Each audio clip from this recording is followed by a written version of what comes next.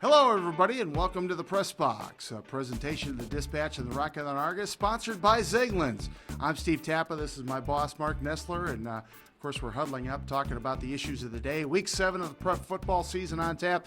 Lots of big games, too. Before you get into that, I got to say I'm sitting on Todd Meisner's seat cushion to give me more height. And I feel like I'm on a tilt-a-whirl because it brings me up more, but it's supposed to be good for the abs. So I'm getting a workout while I'm doing the press box. So anyway, week 7, we got to talk title implications, especially in the Big Six. Very interesting. Yeah, because we have Quincy and Moline, and then we have Galesburg and Rock Island, and it wouldn't on the surface it wouldn't look like much, but there's a lot there. We haven't had a three-way tie since 1999. The only three-way tie. The only one, yeah. 44 years. And so what it amounts to is Alleman really needs a three-way tie to have a shot at the title. They need Galesburg to beat Rock Island at Rock Island. That's one start right there. And then you go to Quincy, Moline. Whether Quincy wins or not, they have to win one of their last two. Because Quincy's sitting with 0 losses, Alleman with 1, Galesburg with 1. Sure. So it comes down to, you're going to be a lot of scoreboard watching this for us, maybe not for them, but for us in the press box, we're looking at those two particular games. Alleman's at Peoria Manual, which implications of getting, that fifth Keeping and sixth. Alleman alive. Right, they're 3-3 right now. Yeah. So really they need to take care of business down there. They have Richwoods and United Township laying ahead of them. They close out with UT. So you're thinking, okay, win 2 out of those 3, they get 5 wins.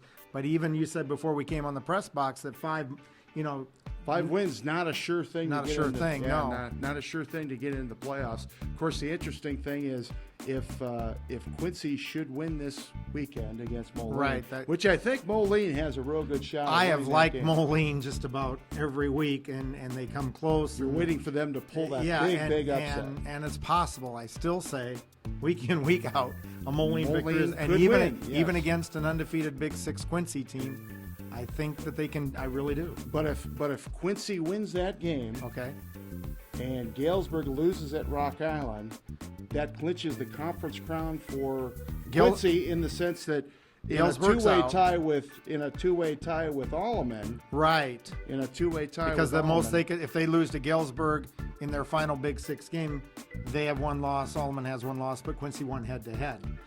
So the crazy thing is, if Galesburg wins and then beats Quincy and we have a 3-way tie, it then comes down to defensive points against the other 2 opponents. Sure. Alleman's already locked in at 15 points.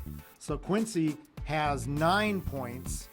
So they have to win. They have to lose to Galesburg 6 or something less, as I'm seeing it. Sure. Which isn't going to happen. To get that automatic bid. So I'm saying if Galesburg beats Rock Island, Alleman's in the driver's seat in a 3-way tie because of their defensive points. Yeah, right. And that automatic bid, so crucial this year, as we mentioned, 5-4. Yeah. Lack of playoff points in the Big Six. Big Six has not done well in non-conference games. That's driven down playoff points. The Peoria competition this year has been really tough on the Big Six in bringing their records down. So it's going to be real interesting to see where that playoff point number falls. Right. Late October. Who's in, who's out? Right now, I gotta imagine that Alleman, Rock Island, they have a chance to still make it, but it's going to be tough. Right. I mean, even if Rock Island wins out, beats Peoria Notre Dame, unbeaten, state ranked in the regular season finale, 5-4, they're still going to be sweating getting. So a team that already is in, Geneseo, they have a big game this week in Week 7. They are playing Sterling. And there's a conference championship on the line there. Wow, that's never happened. Yeah. Geneseo Sterling, right? Yeah, right. Boy, it seems like these guys are meeting every year for right. whatever conference name you have on it. NCIC, Northern Illinois, Big 12 West. It's always for a conference title. It's going to be a great ball What surprises me is Sterling still not getting much recognition in our power poll.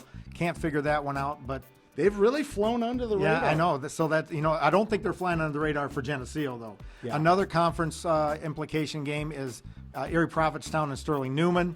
I really like Erie Prophetstown. The question is, can their defense hold Sterling Newman? I think a shootout game Erie Prophetstown's got a chance. Sure. A defensive struggle, I favor Newman there. Of course, if EP had pulled that game out last week at Amboy Lamoille, Right. boy, that would have been for the conference title this weekend. Instead, Erie Prophetstown just hoping to stop Newman's winning streak, which is up to 19 straight now. So, Right. Going to be some interesting games. Hopefully, we see you at a ball game. If we don't, we'll see you next week here on the Press Box.